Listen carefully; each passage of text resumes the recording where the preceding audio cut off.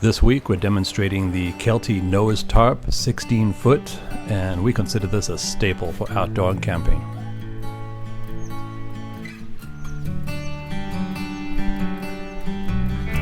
One of the most important parts of the whole tarp setup is the guylines and how they're attached to the stakes themselves. We went through many different variations of this setup, and this seems to work the best. We've got a guy line that has sort of a reflective pattern in it too, so if you have a flashlight at night you're able to actually see the guy line. And the tensioner itself, these seem to work the best for us. This one is actually made by Liberty Mountain. You can see the link for it on the links below, and the tensioner just works like that. You pull it up and it holds itself. Then we go up to the carabiners. These are Night Eyes carabiners, the small ones, and we're easily able to unclip it from the tarp. So we're actually storing the whole guy line wound up separate from the tarp. It just saves a lot of tangling.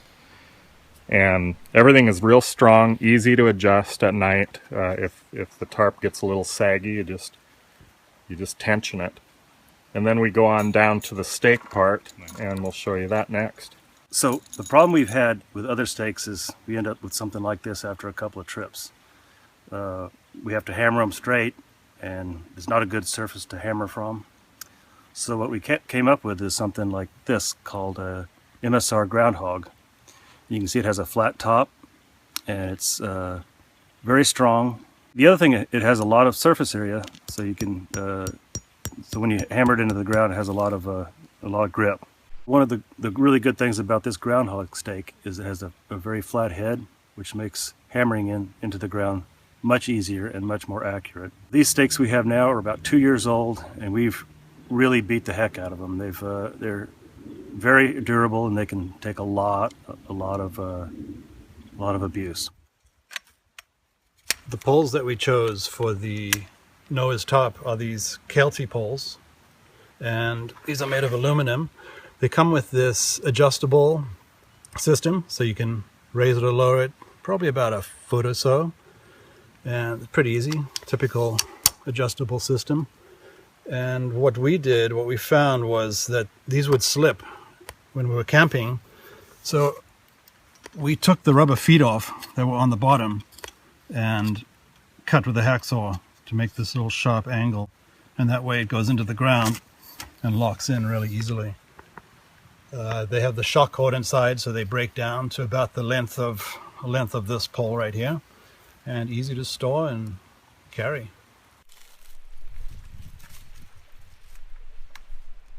The tarp is great for so many reasons. For shade, remember when it was really hot and we'd camp, 100-degree heat, and having the sun beat down it really can save you. Just having it be really dry under the tarp in the morning when you wake up and not having all that dew all over your gear, and having a dry ground to step out onto is really nice too.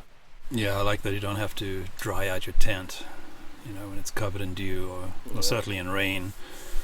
In fact, you don't even have to put a fly on when it rains. This tarp becomes effectively a fly or a tent itself.